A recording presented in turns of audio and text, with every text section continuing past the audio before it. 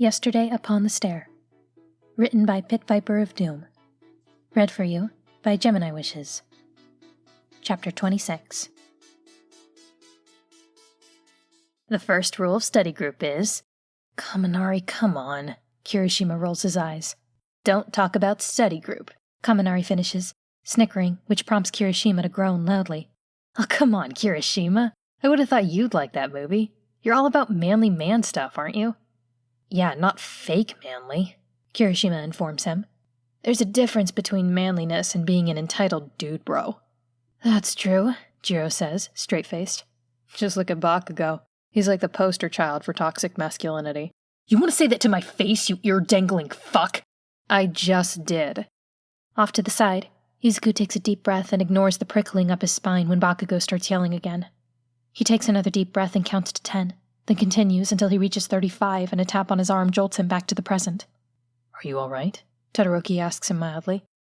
Peachy, he answers. It comes out a great deal more serene than he feels, and he's not entirely sure it matches whatever is showing on his face. Rei isn't fooled, if the conciliatory shoulder patting is any clue, and Kaminari and Yayorozu are giving him odd looks. He presses his hands together in front of his face, fingertips whitening. After a moment, once he feels that his feelings are properly leashed, he lets his hands drop to his sides again. Why is he so upset? He gets along with most of them. Ojiro and Kirishima he even tentatively considers friends. He likes them, and he hopes they like him too. It's only Bakugo who sets the hard, heavy pit in his stomach. So why does it bother him that they've all tagged along? A loudly clearing throat turns every head toward Ida. Everything else aside, he says, Kaminari does make a good point. Kaminari blinks. I do? He does, Jiro asks. Yes. Well, we weren't expecting to have so many people involved, so perhaps things would run more smoothly if we set some ground rules. Rule 1 is don't talk about... Give it a rest, Kaminari, Ojiro sighs. Maybe we should include that, Todoroki mutters, too quietly for anyone but Izuku to hear. Talking about it is what led to a quarter of the class inviting themselves. Izuku coughs out a quiet laugh that can still reasonably be mistaken for a cough. Hey, Deku? Todoroki? Uraraka pipes up. This is kind of your thing. What do you two think? Well, the only real rule we have is that we don't use quirks, Izuku answers with a shrug. Because otherwise it'd be, kind of illegal. And the fight stops if one of us wants to stop, Todoroki adds. Immediately. No questions asked. You know what? Izuku says, slipping his backpack from his shoulders. Let me get out my notebook and write some of these down. Over the next 10 minutes, they cobble together a list of 6 basic rules. Well, technically there are only 4, but Izuku writes, don't talk about study group as the first 2, if only to get Kaminari to stop trying to make that joke work.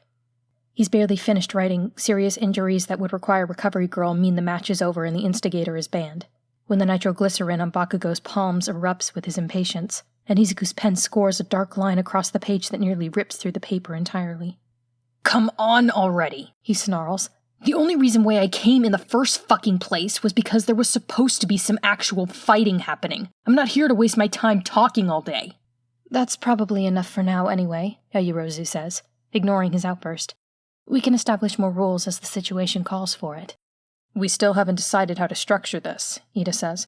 I doubt we can all spar at the same time the way we do in class, because then it's far more difficult to enforce these rules. That sparks another discussion/argument, and Izuku can feel Bakugo's impatience mounting.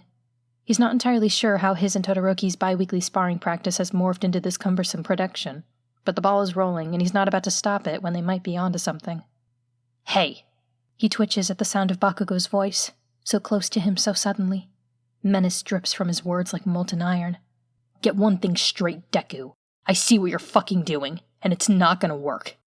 Izuku swallows against the lump in his throat. I think that's 2 things, actually. Shut the fuck up, Deku! Bakugo snarls, heedless of the fact that just a few feet away, a little girl ghost's patience is also wearing dangerously thin. You think you can mouth off like you're better than me just because you've been sneaking around with half-face for extra practice? Get fucking real! See, the funny thing about that is... He's starting to stammer. It's severely impacting his ability to sound breezy and carefree.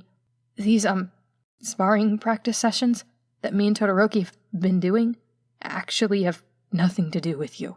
Don't talk like you're above it all, you little shit, Bakugo snaps. You're not fucking better than me. Midoriya never said he was, Ida says. leaving off trying to guide the discussion. Bakugo barely looks at him as he snaps back. "Can it, Four Eyes? This is between me and Deku." "No, it isn't," Izuku says, trying not to raise his voice over the sudden rushing noise in his ears. "There's nothing between us." Without thinking, he shifts back. Kirishima's looking over, opening his mouth, probably to try and placate Bakugo. More people are getting involved, and that's the last thing he wants, to drag his friends into his and Bakugo's dark, muddied history. So he shifts back, turns away to put distance between himself and Bakugo, and finds it easier to speak when Todoroki and Uraraka fall in his line of vision instead. "Anyway, if we're gonna get started, we should decide—" "Quit blowing me off, Deku!" And Bakugo's hand closes on his upper arm. There's a split second in which nothing happens, and within it, Izuku believes, for that minuscule increment of time, that it's finally getting better. That maybe, this time, he can react to a simple grip on his arm like a functioning human being. But then he realizes that the reason why it feels as if nothing happens is that it's silent. And the reason why it's silent is that his ears are so thick with white noise that he can't hear a thing. He's staring at Bakugo, face blank, as Bakugo's mouth moves and Izuku hears none of the words coming out of it. He blinks, his ears pop, and the first thing he hears is, "Then fight me." What? The grip tightens, and terror drills into his mind like an ice pick through his skull. Rei jerks into view like she's been shocked, and her face melts away to something skeletal and malevolent. Darkness creeps into the edges of his vision, and Bakugo won't let go. "I said, fight me." Red eyes bore into him, burning points of baleful light. "You here to fucking spar or not, Deku? Fight me." "Let go." The words are out before he can stop them, and a mouthful of bile nearly follows them. "Are you hearing me? Whoa, whoa." And then Kirishima is between them, his hardened grip closing on Bakugo's wrist. "That's enough, okay? Come on, Bakugo, you said you'd be cool about this." "I never fucking said that," Bakugo growls. "We're here to practice, remember?" Kirishima goes on, ignoring him. "There's a difference between training and just picking a fight." "The hell there is!" Rei's patience snaps, and Izuku's ears burn with her enraged screams. Curved finger claws plunge into Bakugo's chest, and the words stutter in his mouth before petering out to nothing. Red eyes widen until they're fully ringed with white. The crushing iron grip leaves Izuku's arm, and he remembers what it feels like to have lungs. His best and oldest friend hovers between him and Bakugo, and his vision clears. The only darkness he sees now is what gathers around her, as dense and heavy as a miniature black hole. Fine. It's not confidence that forces an answer from Izuku. It's not even anger.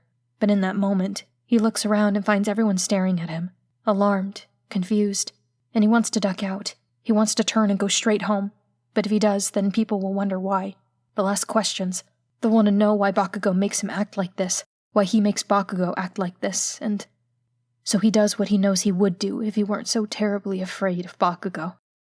"If you want to spar so bad, then fine," he says, and he's proud of how light his voice is. It's easy to be brave when he's surrounded by friends, surrounded by Rei, with Bakugo's grasp only a memory and a light ache in his arm. No need to throw a fit over it. His confidence is like a cloud of smoke, swelling and spreading, but only as insubstantial wisps. A light swat would clear it away. "Hey, I want to spar someone first," Uraraka breaks in, and her high voice cuts through the fog still hanging heavy in his skull. "I mean, it's only fair, right?" "Fair how?" Kaminari asks. "How about the fact that Ida and I were actually invited?" she says dryly. More than a few of the others exchange sheepish looks. Jiro isn't one of them. "Wait a sec," she says, stepping in. "So are we gonna take turns on this, or just break up into pairs or whatever and do our own thing? We still haven't decided." "Take turns," Kaminari calls out. "Take turns. We should totally take turns so we can watch each other fight." "Man, you are really fixated on this Fight Club thing," Ojiro mutters. "It makes sense, though," Uraraka pipes up.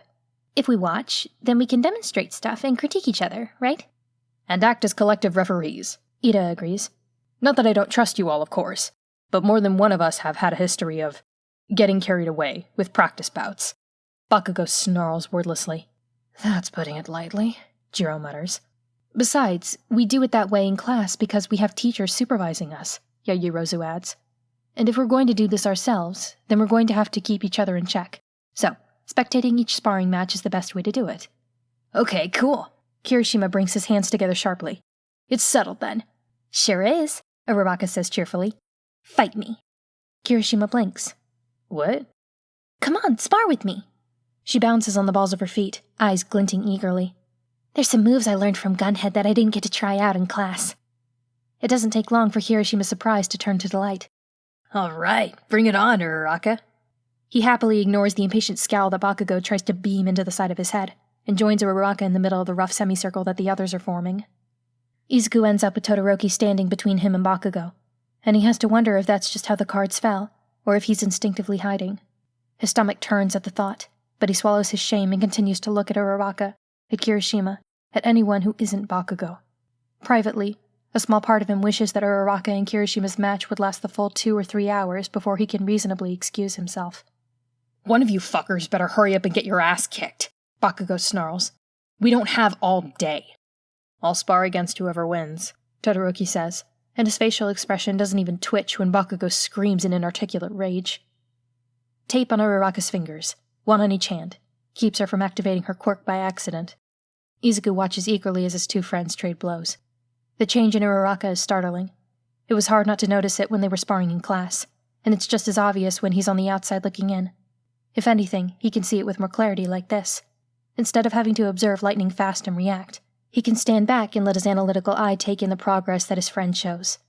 Whatever teaching strategies Gun had used, they worked. Still, Kirishima eventually floors her first by virtue of a more solid center of gravity, and Uraraka demands that they extend it to best of 3. They have an audience now. Not just classmates, but curious spirits wandering through the park or stopping by to observe. He's glad of that. Rei gets bored easily. Tensei didn't come, and Izuku can't give her his full attention when he's surrounded by his living friends like this. Their cheering rings in Izuku's ears when Uraraka wins the next round, and then the third. There's a pause for a break, and a friendly tussle between Kaminari and Ojiro evolves into a sparring match all on its own. True to the rules they've established, Ojiro keeps his tail out of it as best he can, but even with that handicap, he still knocks Kaminari off his feet. Bakugo stews quietly in the background and does little more than scowl. Gradually, Izuku relaxes again. You're telegraphing too much, Todoroki says, the second time he beats Uraraka. Izuku winces on her behalf. It's not that Izuku's a better fighter than her, but he's simply been sparring with Todoroki longer, and he's learned his friend's tells. He can match the feeling of Todoroki's weight shifting to most of the moves in his friend's arsenal, and he has no doubt that Todoroki has learned his rhythm just as well, but he still has a distinct advantage that Uraraka lacks. How do you figure? Uraraka's breathing hard, both from exertion and from hitting the ground so roughly. You swing wide when you're about to make a move most of the time, Todoroki answers. It's easy to tell what you're going to do next. It's not as much of a problem when you fight Kirishima because he does the exact same thing. Hey! Besides that, you tire out too quickly, Todoroki continues, ignoring Kirishima. You use too much energy for too little. You need to move more efficiently. Uraraka chews her lower lip, frowning thoughtfully. How, though? Todoroki's brows knit together. It's hard to explain. It's mostly intuitive for you at this point, Yayorozu says. Isn't it? You haven't had to think about it in a while. More or less, Todoroki says, shrugging in a way that's almost apologetic. I think I have some ideas, Ojiro offers. Come here a second, Uraraka. I think I can help. Study group is, in Izuku's humble opinion, a success. Any worries he's had over sabotaging himself by only sparring with one person are rendered moot. Sparring with Todoroki is vastly different from sparring from Ojiro, who in turn is vastly different from Uraraka or Kirishima. All 4 of them manage to drag him into a few rounds, and Kaminari wheedles him into showing him a few throws. They're almost an hour and a half in, and Izuku isn't sure how much longer Bakugo will allow himself to be stalled, when his phone rings from where he left it with his bag.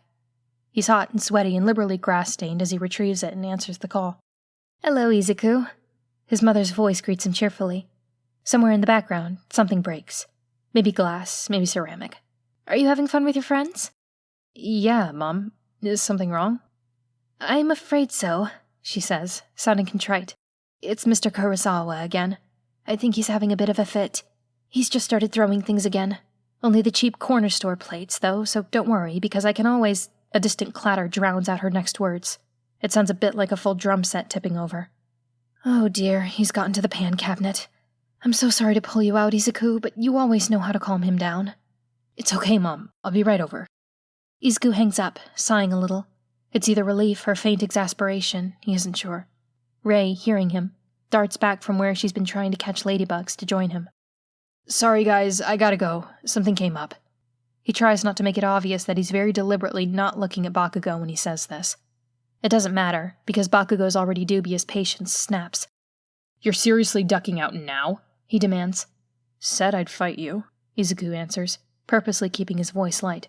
Never said when. To the others, he offers a sheepish look. Sorry guys, I thought I'd have more time. It's cool, man, Kirishima says with a grin.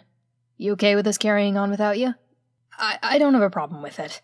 Izuku looks to Todoroki instinctively, but his friend simply shrugs at him and goes back to watching Ojiro critique Kaminari's technique. Anyway, I'd better be going. Want some of us to tag along? Uraraka suggests. We could still hang out, Deku. Not a good idea, he says. Pipes are being repaired. The guy's trying to raise his prices, so my mom wants me to come help haggle and back down. Darn. Maybe some other time then? Yeah, maybe, he answers. See you guys in class. The jog from the park to home isn't a long one, and Izuku is barely out of breath when he reaches his door. Rei is already inside before he gets it unlocked, and he can hear a commotion still going on within. A waft of air freshener scent hits his nostrils as he walks in. It's the citrusy scent that Marino likes. Mom must have gone out and bought more. Further into the apartment, he can hear Kurosawa's familiar panicked sobbing, before something clatters into the wall and Rei lets out an unearthly shriek. With a sigh, Izuku jogs to investigate. The kitchen looks like a war zone. A few of the cheap dishes from the pantry lie broken on the floor, along with at least half the contents of the cookware cabinet. Pots, pans, saucepans, and lids are strewn about the place, and his mother is off to the side, out of range of any more projectiles while she tries to clear away the edge of the mess. Kurosawa flits about, blinking in and out of view, screaming and crying out while Rei tries in vain to chase and corral him.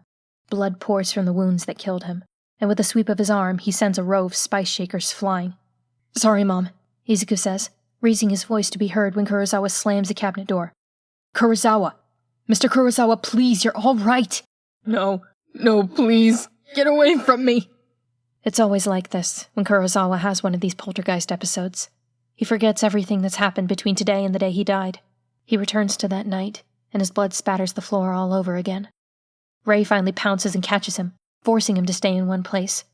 He struggles wildly, but he can't melt and mold and shift his form the way she can. If he wriggles free, she catches him again and holds him still.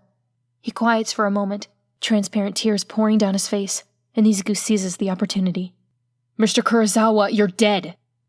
The ghost stutters in Rei's grip like a broken video, sobbing hoarsely in the center of the kitchen.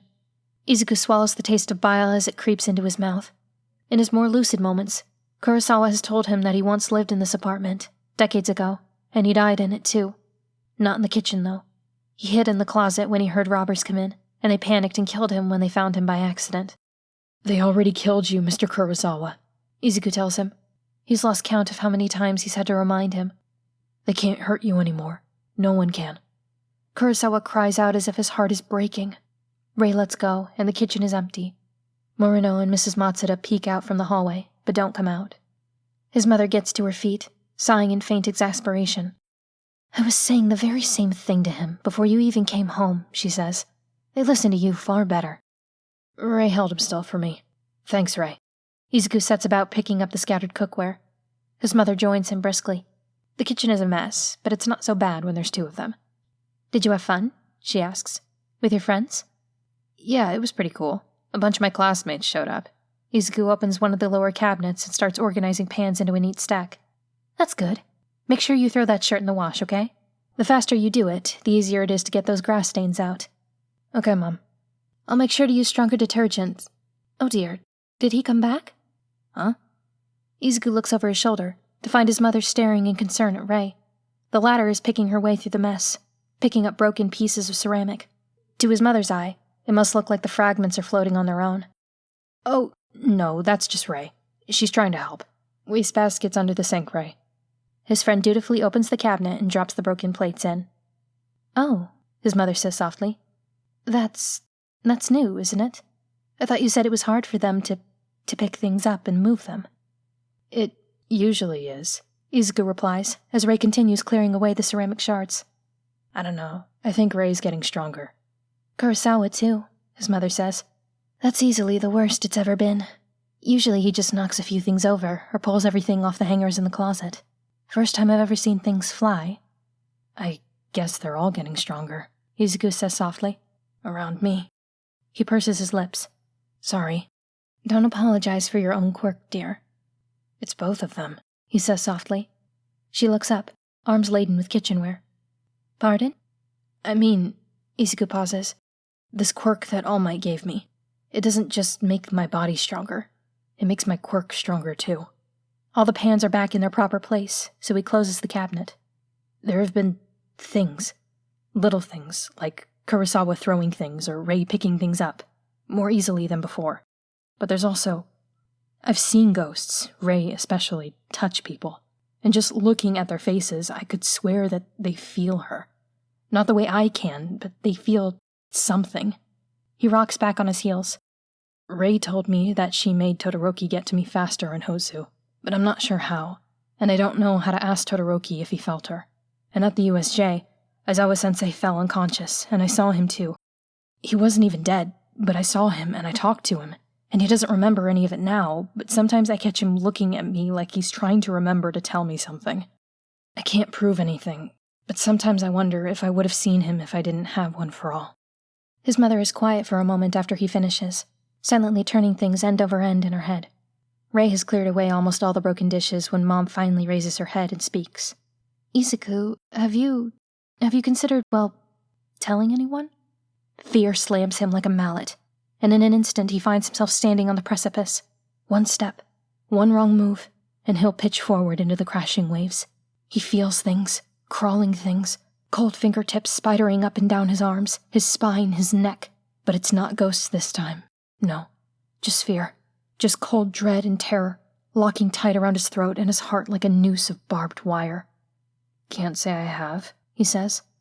Before I say anything else, I need you to know, at the end of the day, I won't force you, and I won't tell you who you should or shouldn't trust. She purses her lips.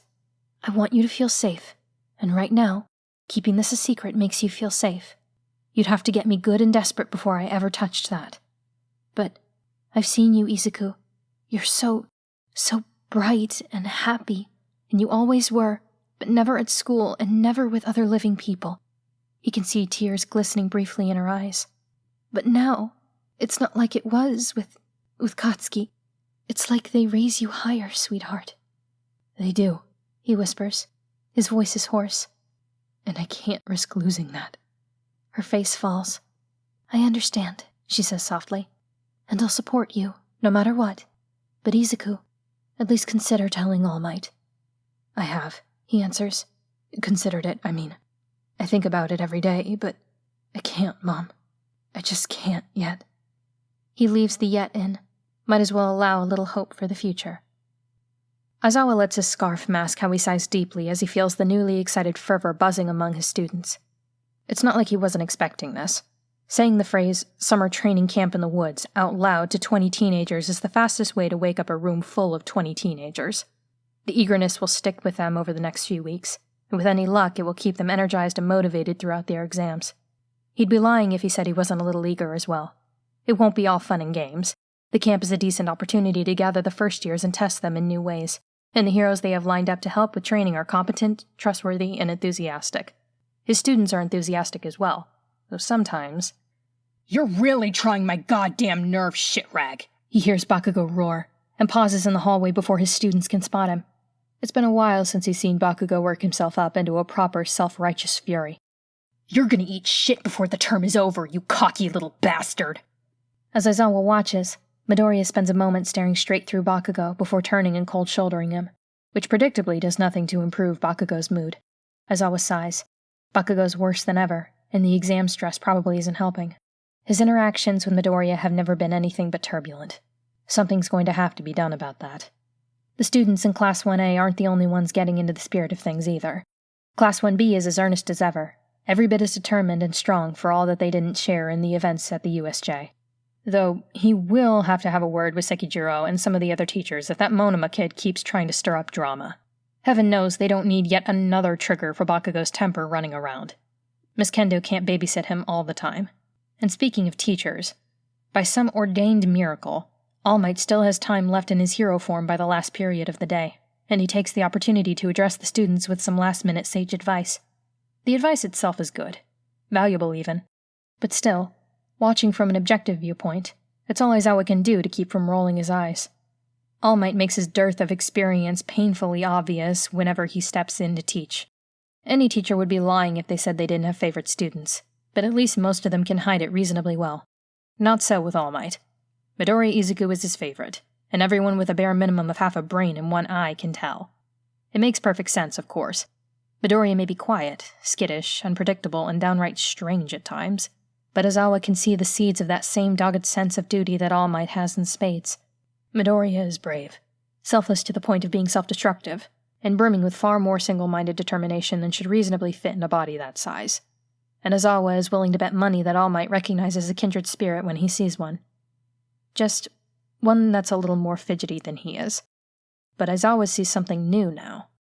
Class is more or less over now, and All Might is still hanging around. Really? How much longer does he have in that form?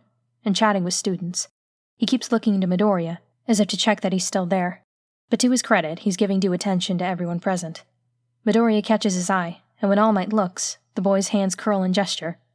This, by itself, is nothing extraordinary. Midoriya gesticulates more than anyone else who isn't Ida, and Aizawa suspects that he'd go mute if his hands were tied. Except, for the first time, Aizawa recognizes it. It's not that different from Midoriya's usual nervous hand-wringing. Midoriya's hands jump and fidget almost every time Aizawa happens to glance his way. But now there's a clear purpose and direction to the movements, as clear and deliberate as if Midoriya were shaping the air like clay, and most of all of it's recognizable. The motions are brief, and to Aizawa's vague surprise, All Might responds in kind.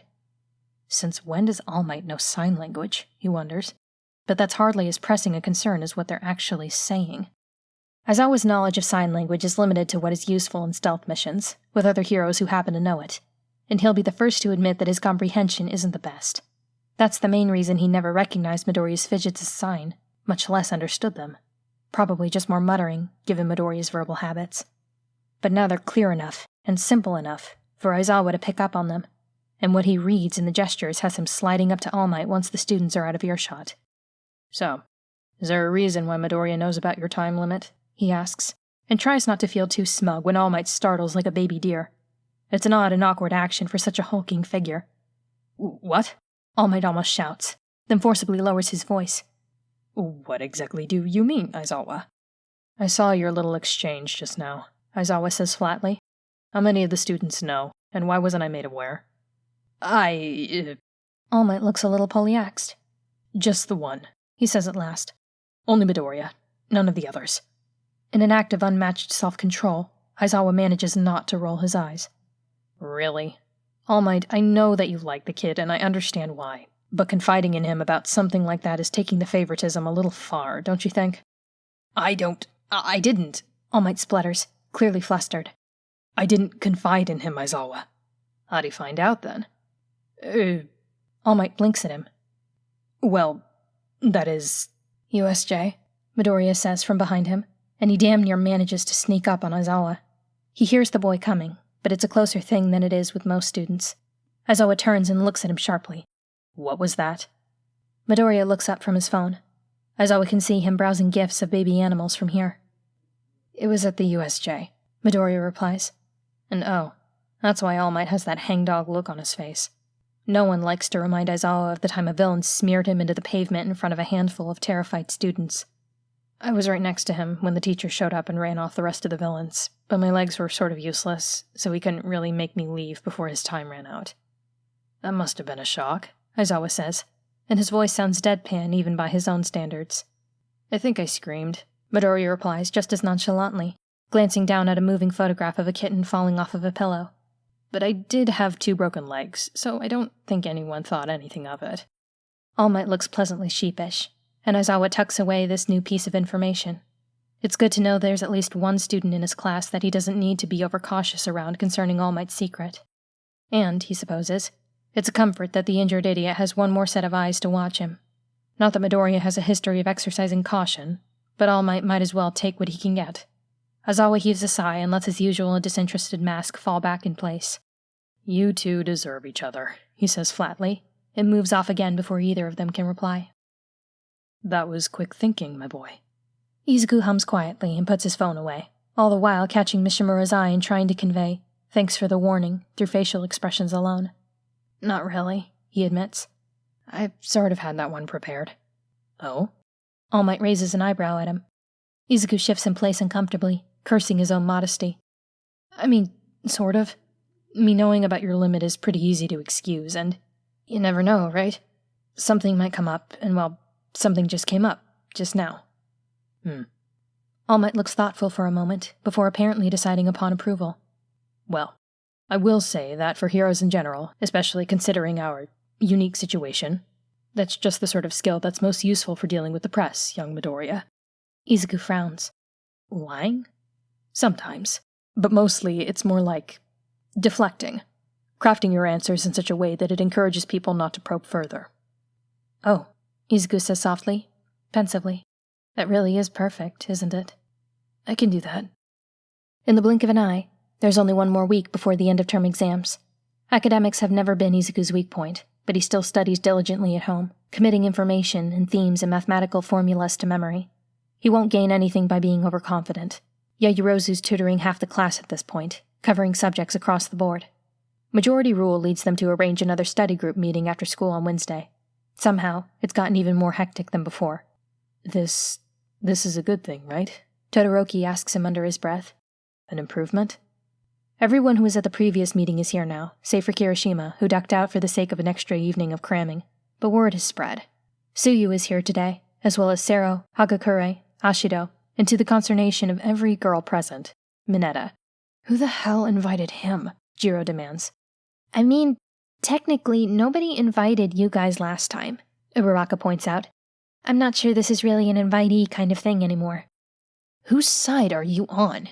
Jiro asks, quietly seething as Mineta nearly vibrates with excitement. I'm just saying.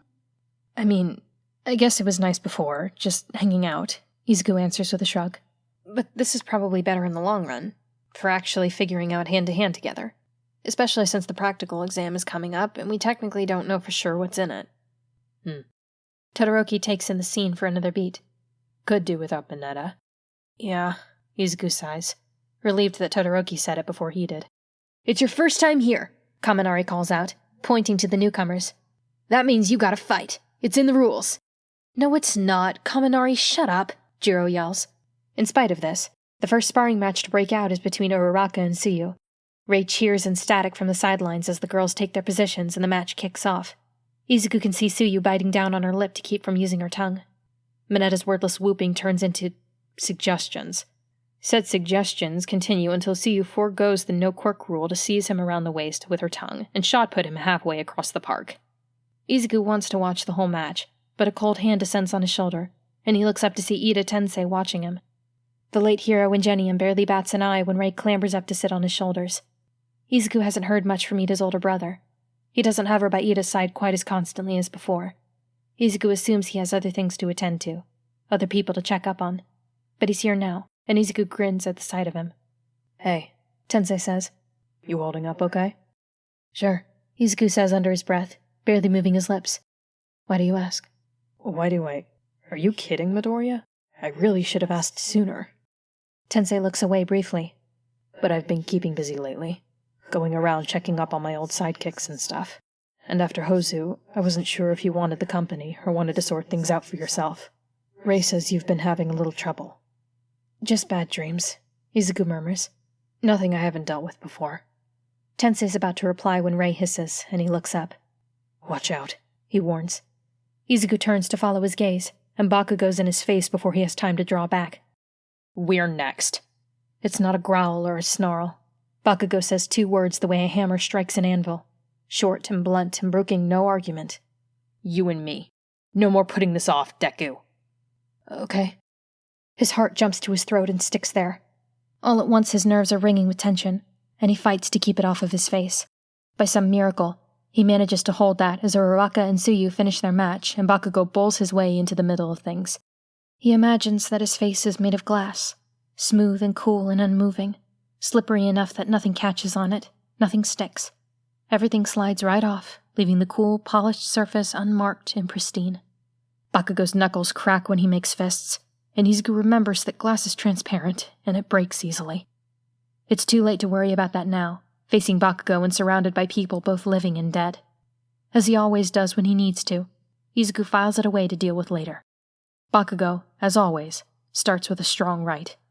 Izuku learned over 3 years of middle school to avoid those hands like his life depended on it, and there were moments in which he was sure it did.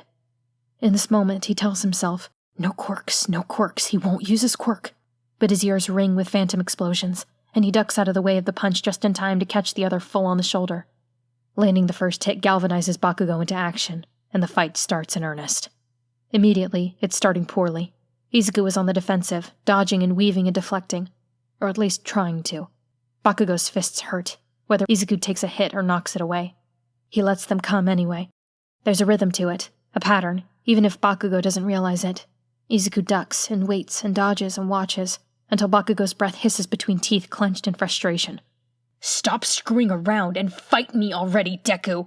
Or are you too much of a little bitch to throw a punch at me? Tension curls along his spine at Bakugo's words. Izuku fakes a punch at Bakugo's throat, and when Bakugo catches it, Izuku follows up with a knee to the gut. He's rewarded with a grunt of pain and lashes out again, only for Bakugo to catch his other fist. You think your fucking cheap shots are gonna work on me? Bakugo grits out, and Izuku fights against bile and nausea and ringing in his ears as he struggles to get free. To his surprise, Bakugo lets go. It's not for the sake of kindness, though. Izuku can tell by the look in Bakugo's eyes. He's not being nice. He just isn't done making his point yet. A sharp jab splits Izuku's lip. His heart rate spikes, and that's when he throws caution to the wind. He's going to lose. The fight's only just started, but he knows instinctively that he's going to lose, just like he always loses. The tension spreads from his spine to his fingertips. He feels it in his teeth, buzzing and tingling and uncomfortably hot. He's frustrated, so he fights. It's the kind of fighting that he won't be proud of when he looks back on it later. He pulls out every dirty trick, remembers every cruel weak point he's been taught. He aims low. He aims for the throat. He aims thumbs at Bakugo's eyes. He tries to get around behind him to jam his elbow into the spot where his kidneys are. It's low. It's dirty. And maybe he's fighting this way because he doesn't want to fight for real anymore, if he ever did. Fighting Bakugo doesn't make him feel like a hero, because Bakugo has a talent for making him feel low. He wants to stop this stupid match. He wants to call for Rei. He wants to talk to Tensei, or Mishimura, or Araka, or Todoroki, or Ida. He wants to not be here anymore, and that isn't fair. These sparring sessions were supposed to be a break from the pressure of school, a chance to train and practice under friendly eyes, to talk to his friend and make stupid jokes and challenge himself to get Todoroki to crack a smile. They're supposed to be safe and... Izuku nearly retches when Bakugo's fist makes full contact with his stomach. While he's bent double, Bakugo grabs him in a headlock, and his vision goes white. Give up, Deku! Bakugo hisses, inches from his ear. You're never gonna catch up, got it? No matter what you do, no matter how hard you try, I'm always gonna be better. Bakugo wrecks everything he touches, but only the things that belong to Izuku. Every milestone Izuku reaches, Bakugo tramples. Every safe place Izuku carves out, he invades. The arm around his neck tightens, but Izuku isn't choking yet. He can still breathe, just about. I said give up, Deku! Bakugo growls. And there are other voices now, calling foul, yelling at Bakugo to stop, but Bakugo ignores them. I'll let go if you give up. Now say it, you worthless... Fucking goddamn it! The taste of mingled sweat and blood foul his tongue, and then the arm around his neck is gone. His teeth ache when Bakugo's arm wrenches free, and Izuku finds arms holding him back. Dark hair whips around his face. Rei is standing in front of him, and from the sound of her, she's angry. He isn't sure how strong she's gotten by now, but if Bakugo comes close again, he hates to think of what she'll do. The fight is over, and Izuku goes limp. Across from him, Bakugo strains against Kaminari, Sero, and Ida. He's clutching his wrist and glaring at Izuku with raw hatred in his eyes. Did you just bite me, shitrag? Oh. Izuku spits into the grass until his mouth is dry. Someone pushes a water bottle into his hand, and he rinses. Okay, new rule, Jiro says. Midoriya and Bakugo aren't allowed to fight each other anymore, because what the hell, you two? Sorry. Is he shaking? He hopes he isn't shaking, because there are still people holding on to him. Oh, that's a Araka and a Jiro, and there's Todoroki stepping in front of him, a physical barrier just in case he or Bakugo try to pick up where they left off. It won't be Izuku. Izuku didn't want this fight to happen at all. Yes, that was... Ida releases Bakugo reluctantly, and only when it's clear that he's not going to try and charge again. I think it would be best if you both avoided sparring in the future. Uraraka and Ojiro let go of him, and Izuku nearly sags to the ground then and there. He keeps his feet until Tensei appears at his side to steady him, and then he backs out to the edge again. Sorry, he repeats. Got carried away. Let me just... He grabs his phone and nearly drops it twice as he checks it. They'll have questions. They're all confused and alarmed, he can tell. Maybe one day he'll find a way to explain things to them. But for now...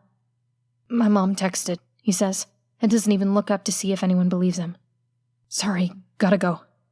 Grabbing his things, he leaves the group and the park without a backward glance. No one stops him. Messages come to him over the rest of the day. He answers none of them. At school, the few attempts to ask him about the incident die away. The group doesn't meet again for the rest of the week, and Izuku trains and studies on his own. We've already predetermined who you'll be paired with and which teacher you'll be fighting for this exam, Principal Nezu explains. We took into account your grades, your familiarity, and your fighting styles and strategies. The matchups are as follows. Izuku's heart sinks when Todoroki and Yayorozu are paired up together for the practical exam. He would have liked to team up with Todoroki, but then that wouldn't have been much of a challenge, and he's partnered up with Uraraka enough that he doubts they would let him do it again. Oh well. There's really only one person he knows he can't work with. What are the odds that... Midoriya, Aizawa says. You're with Bakugo. Ray shrieks loud enough that it feels like he's being stabbed in the eardrum. But Izuku simply gives a placid blink as the world comes crashing down around him.